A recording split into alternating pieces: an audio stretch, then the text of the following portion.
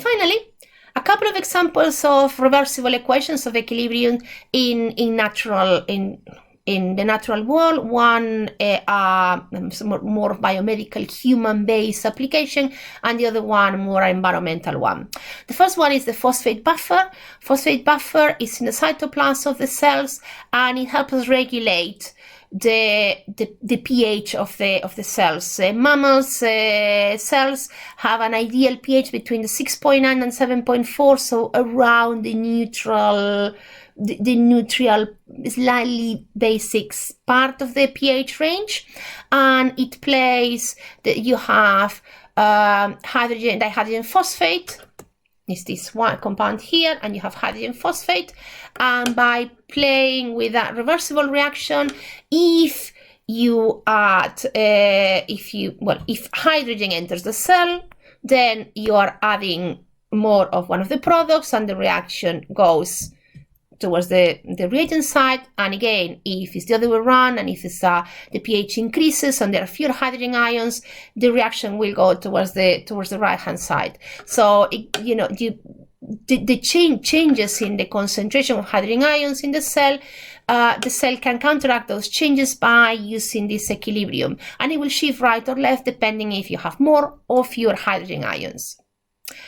And another typical equilibrium, and this is more an environmental aspect, is what we call the carbonate equilibrium. Is the amount of carbon in the environment.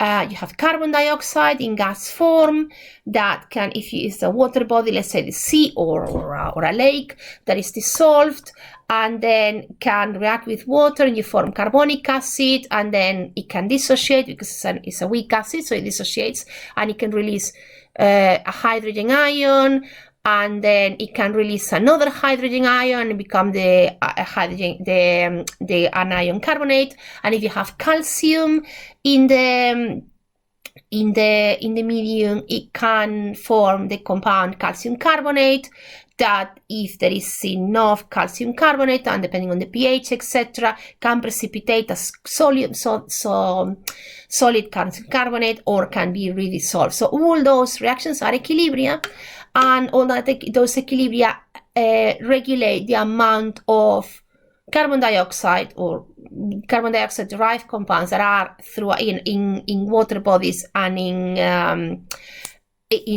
the air and the sediments underwater.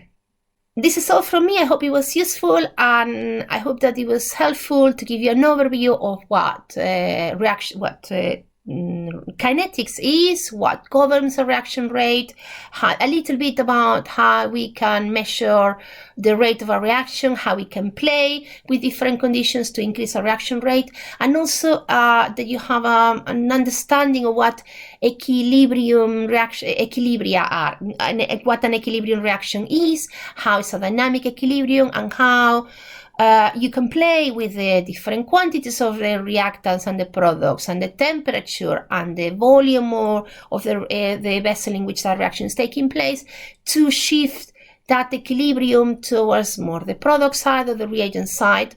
And also a couple of examples that I gave you in which you don't necessarily always want to make products, that sometimes, especially in biological systems and environmental systems, actually equilibria are used to regulate the different amounts of chemicals, let's say hydrogen ions in a cell, to within certain parameters, by playing with either adding or removing a reagent or a product. This is all from me, and thank you for watching.